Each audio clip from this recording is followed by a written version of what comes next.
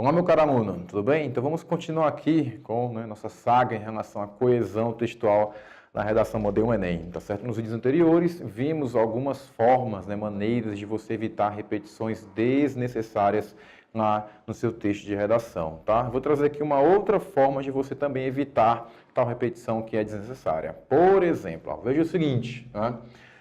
Uma terceira forma é o que nós chamamos de elipses. Pessoal, o que é que significa isso? Elipses, pessoal, representa um apagamento de termos, de termo ou termos repetidos sem alteração do significado da frase. Então, se você puder, no caso, só tirar o termo que se repete, sem modificar o significado da frase, você está fazendo o que nós chamamos de elipses, certo?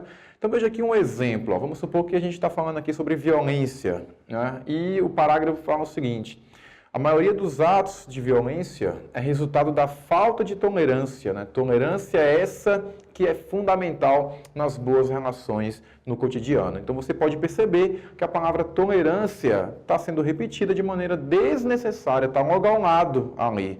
Então, como é que eu posso resolver isso, Cláudio? Vamos tentar fazer aqui o que eu expliquei, chamado de elipse. Pense no seguinte, falta de tolerância aparece logo após tolerância essa. Então, se você pegar, por exemplo, a palavra tolerância, riscar daqui, juntamente com o seu complemento, vamos perceber que a frase não vai ter uma modificação em relação ao significado. Eu posso ler tranquilamente o seguinte: a maioria dos atos de violência é resultado da falta de tolerância que é fundamental nas boas relações no cotidiano. Então, veja você mesmo que não tem nenhum prejuízo para o significado da frase se eu retirar o termo que se repete. Mas lembre-se, tal meio de você evitar essa repetição só é possível se a frase não tiver uma alteração no seu significado. Então, vai ter que verificar bem se isso vai acontecer ou não, tá certo?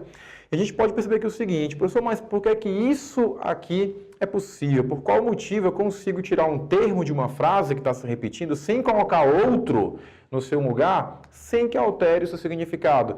Por causa da presença, pessoal, de um termo bastante conhecido aqui por você, que é o que, né? O termo que é chamado de pronome relativo. Como assim, professor? Pronome relativo, ele vai relacionar, pessoal, duas coisas, duas frases, né, dentro de um mesmo exemplo. No trecho que eu trouxe aqui para vocês, você consegue ver, você consegue perceber aqui, por exemplo, que eu tenho duas frases independentes? Você consegue perceber isso? Vou mostrar aqui embaixo, Observe, a maioria dos atos de violência é resultado da falta de tolerância. Essa é a frase número 1. E a frase número 2? Tolerância é fundamental nas boas relações no cotidiano. Então, observe que eu tenho duas frases e aqui temos a repetição do termo tolerância. Tá certo? Então, dessa forma, como é que eu posso fazer isso? Eu vou retirar o termo que se repete e você vai colocar o chamado pronome relativo. Por qual motivo? Porque ele vai relacionar, pessoal, uma frase, como a primeira que eu estou marcando aqui, com uma segunda frase que vem, no caso, logo após. Então, veja que o relativo, ele está mesmo no meio das frases que eu tenho aqui. São vários termos que conseguem fazer isso. Geralmente você vai utilizar o que, mas tenha muito cuidado. Por qual motivo? Porque esse termo que eu tenho bem aqui, ele acaba sendo utilizado em outras funções. Se você repetir de maneira excessiva o termo que, você acaba tendo uma falta de coesão dentro da sua redação, tudo bem? Então, fique atento quando você for utilizar alguns pronomes relativos, como o que, você pode utilizar o qual, você pode utilizar a qual, né? Dentre outros que tenha um significado. Outro termo bastante comum que é relativo é o uso do onde e do aonde, né? Você tem que fazer o seguinte: olha, quando você for utilizar um termo como onde e o aonde, o que você tem que ter em mente? Eles fazem referência a um lugar fixo. Então, por exemplo, qual a diferença do onde para o aonde? O onde, pessoal, ele faz referência a um lugar fixo. Não temos ali uma movimentação.